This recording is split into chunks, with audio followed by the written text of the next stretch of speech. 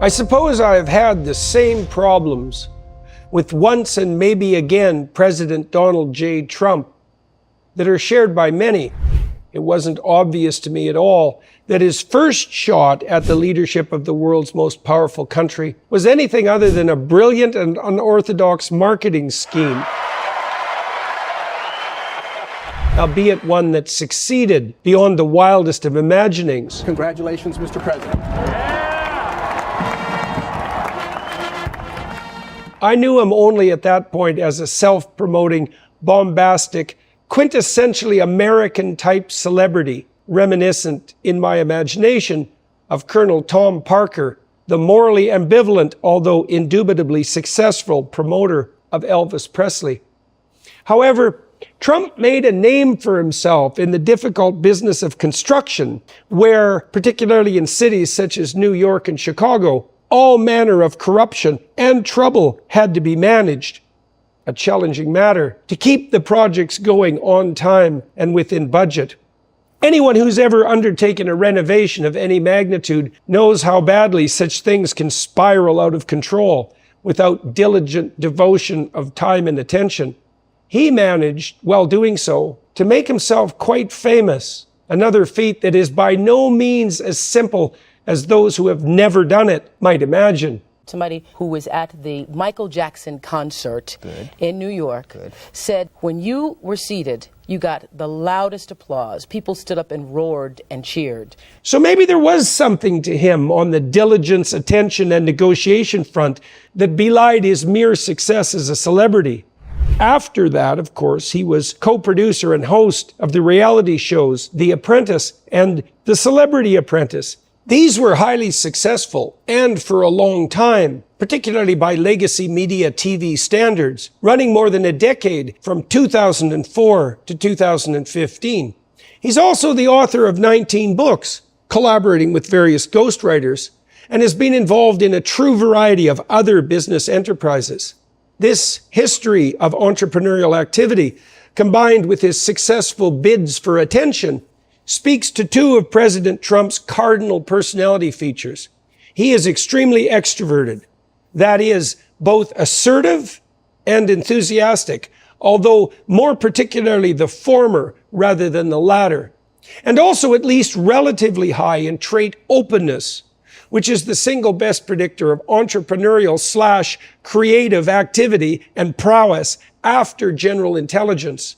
This makes him high in the personality meta trait of plasticity, which is characterized primarily by the capacity to change, grow, and transform. Something quite evident in the case of Trump, who is a very dynamic individual indeed, particularly given his age. Many people have been set in concrete with regard to their essential being by the time they're 30, not Trump.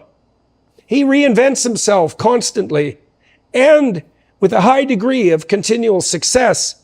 That can happen by chance once, perhaps twice, but if it is sustained across many decades, there is something substantive and real at work. I also followed the Donald with great amusement on Twitter during his presidential run and afterward, when he was in office, before he was turfed so scandalously by the progressive good thinkers who infested the platform, and who must be commended on their arrogance, presumption, and sheer gall. The man has a devastating and underappreciated, at least by the legacy leaders of opinion, sense of humor, although it is also somewhat ruthless.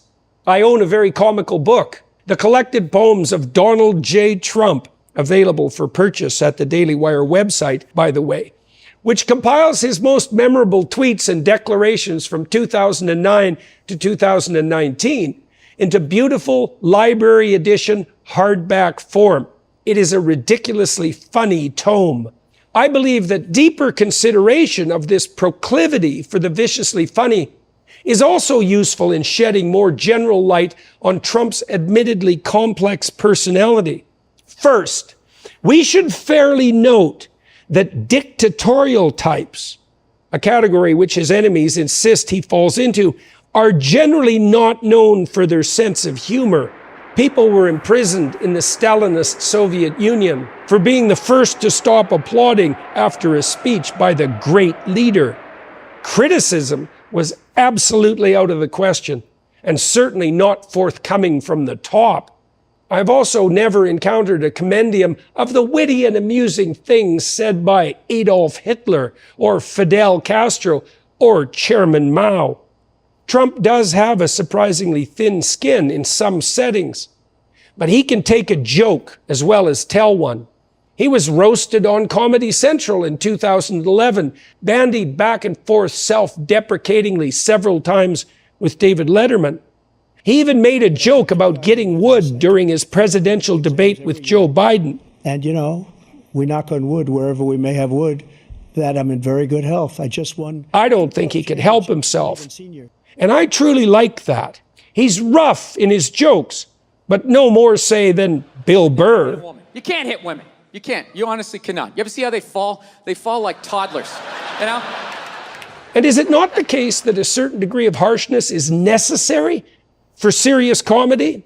Understanding and appreciating this helps us in comprehending one of Trump's more remarkable features, his serious attractiveness to the working class. This is something particularly made evident in his ability to easily banter with soldiers and policemen, a rare trait among politicians, often made nervous by the necessity of interacting with real people with dangerous and difficult jobs.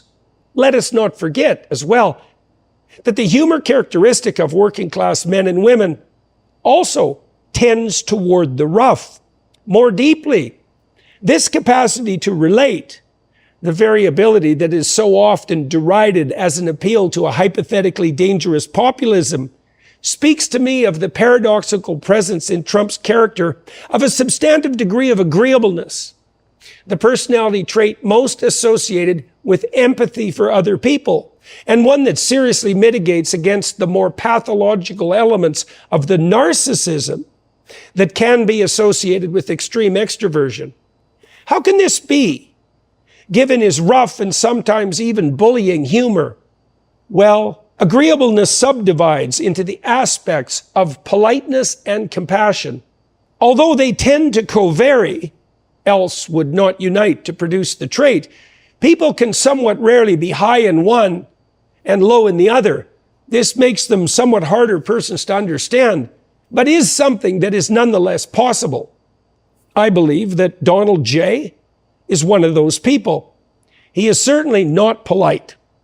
He knows how to behave, so is not merely unsocialized or accidentally gauche, but he frequently chooses not to. This is part of what makes him so funny.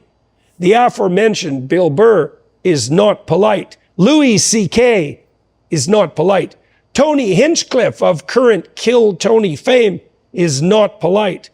Many comical people will say anything that comes into their mind, no matter what, if it is either true or funny or optimally both.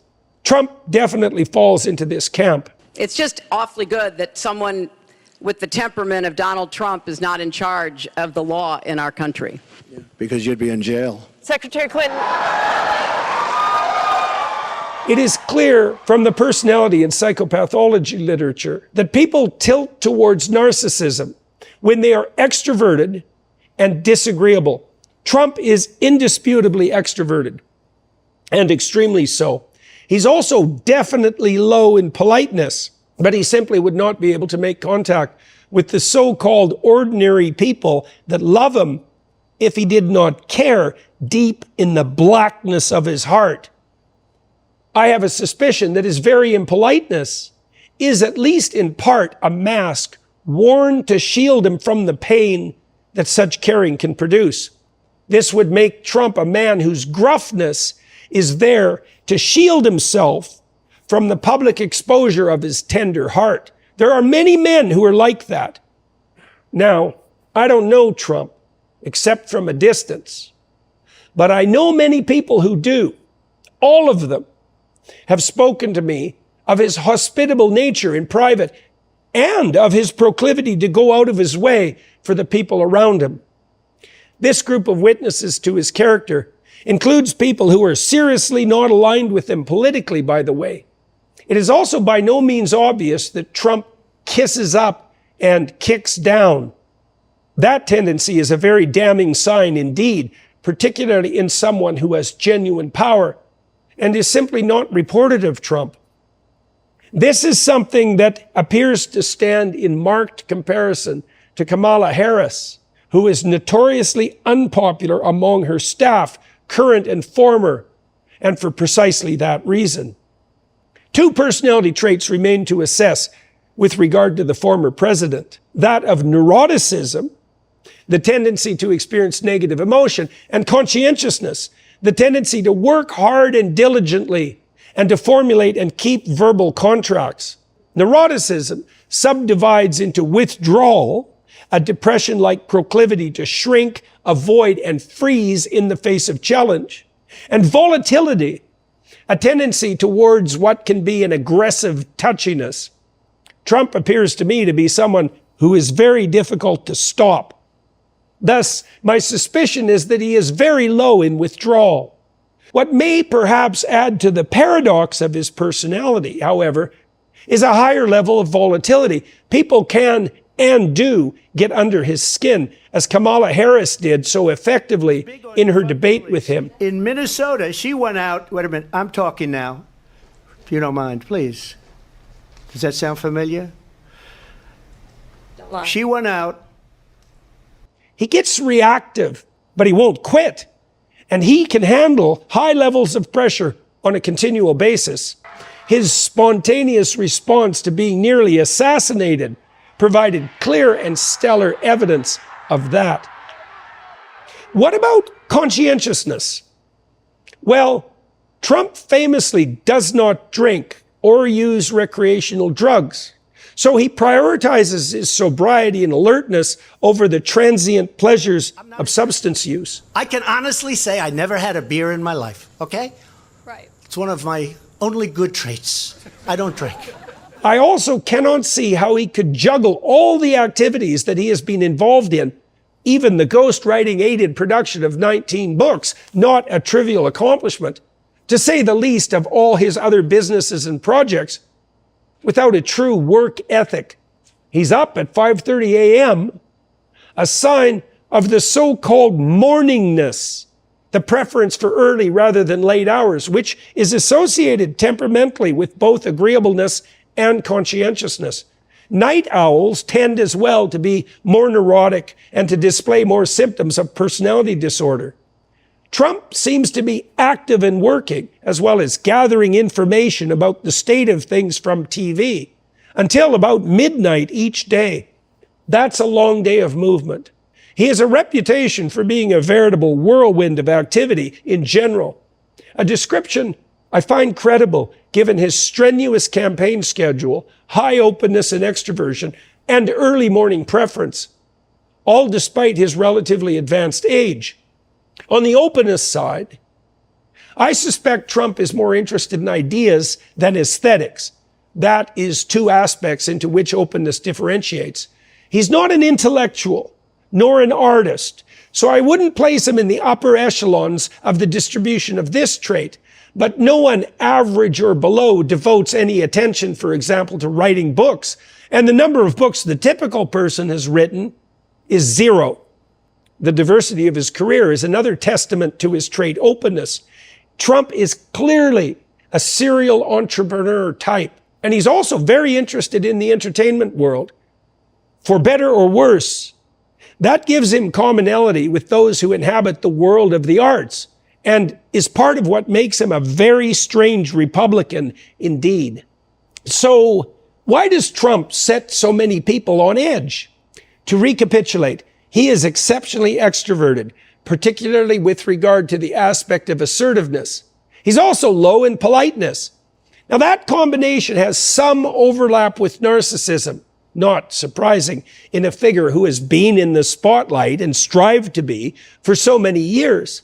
However, he is genuinely compassionate, really quite surprisingly so, and appears on the basis of his behavior to be relatively or perhaps even markedly conscientious. The presence of those aspects and traits mitigates against what could otherwise be the dangers associated with narcissism. We might also spend some time in regard to Trump's personality, considering his family and the evidence for the Donald's fundamental reliability and perhaps even goodness that its high level of function indicates. The Trump children are a remarkably scandal-free and stable bunch, certainly by the standards set by, say, Hunter Biden. Barron seems to genuinely admire his father. Donald Jr. has many of the same personality traits of his father, for better or worse, but he has also remained free of the taint of narcissistic privilege and power. Jared Kushner married into the family, but has certainly done it credit, not least on the Abraham Accord front. Trump's beautiful and elegant wife, Melania, keeps her own counsel and is admirable in so doing. She does not appear to think that she could or should run the country merely because she's married to the man who does, in marked contrast, say, to Hillary Clinton.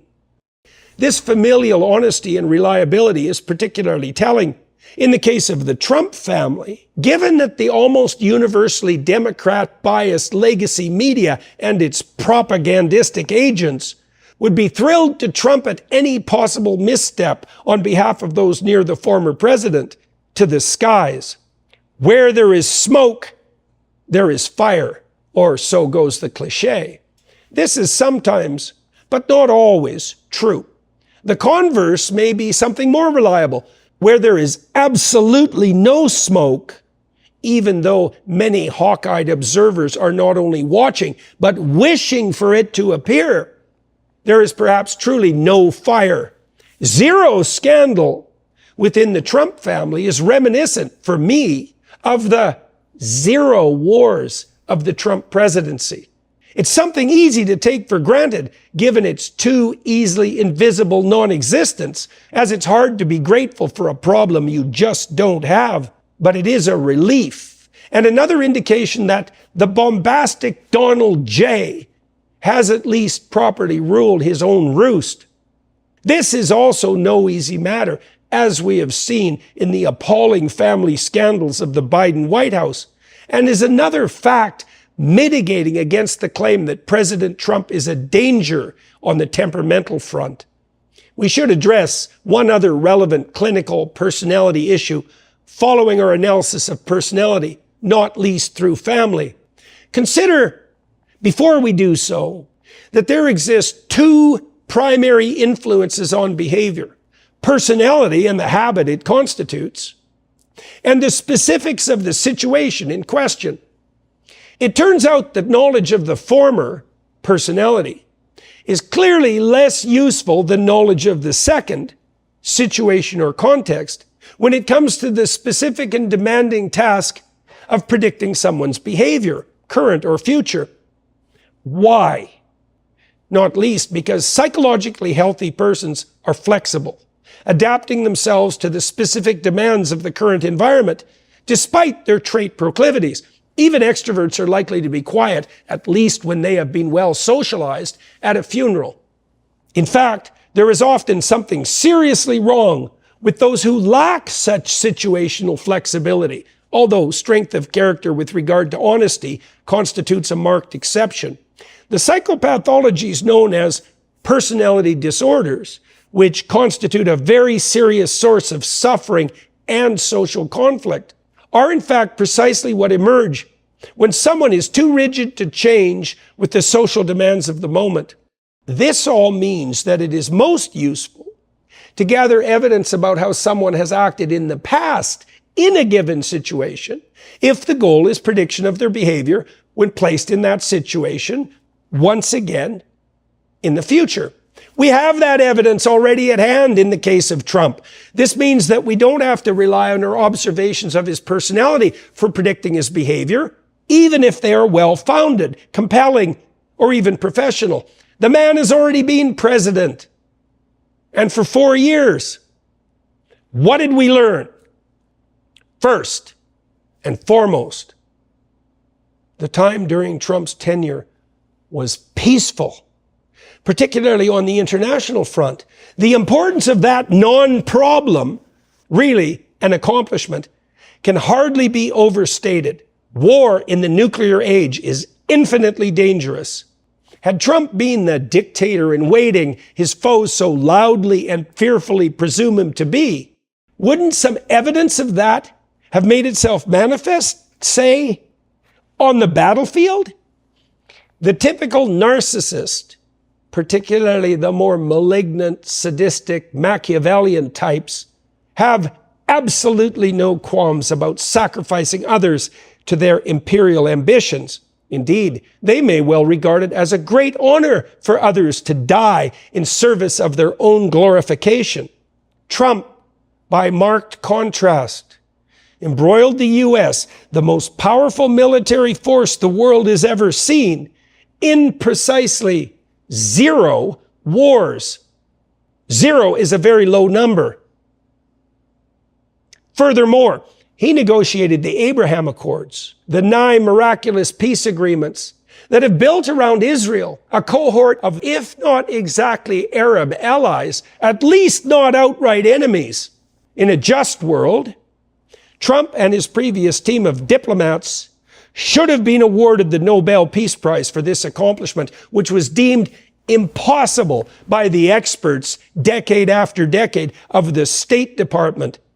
It is of significant note, too, that these accords have held even after the events of October 7th, 2023, and all the work that has been done, mostly by the truly pathological actors of the Islamic Republic, to set the Muslim and indeed the broader world yet again against the Jews.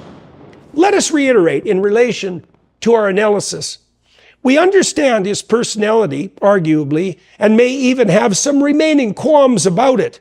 However, Donald J. Trump has already been president, and his tenure was marked by an absolute lack of cataclysmic occurrences. We can therefore reliably rest assured on that front.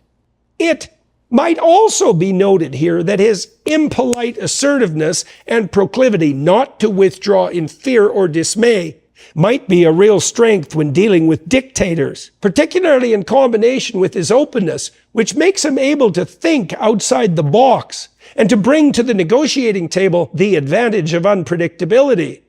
Furthermore, Trump's time as president was also marked by a not inconsiderable domestic economic record, with the arguably marked exception of debt accumulation. At least decent economic performance and peace. The fact of these twin facts has put many of the various concerns I once had about Trump's personality to rest, as has my now more sophisticated appreciation for his particularized and unique combination of traits. The events that have surrounded him as of late have done even more in that regard. Why? Well, the Republican candidate has now attracted a truly remarkable, surprising, and stellar group of compatriots around him, all highly accomplished and formidable figures, each with their own marked eccentricities.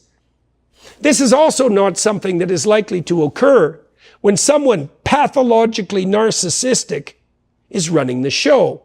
That group includes Elon Musk, Tony Stark, genius, billionaire, playboy, philanthropist, Robert F. Kennedy, charismatic, eccentric, and intimidating, Tulsi Gabbard, who is in truth everything that Kamala Harris plays at being, Vivek Ramaswamy, smart, self-promoting, creative, witty, articulate, young, entrepreneurial, and fast on his feet, as well as J.D. Vance, the hillbilly, who pulled himself out of the Appalachians by his bootstraps, and who would, in sane times, be a veritable poster boy for the hypothetically support the poor and working class left.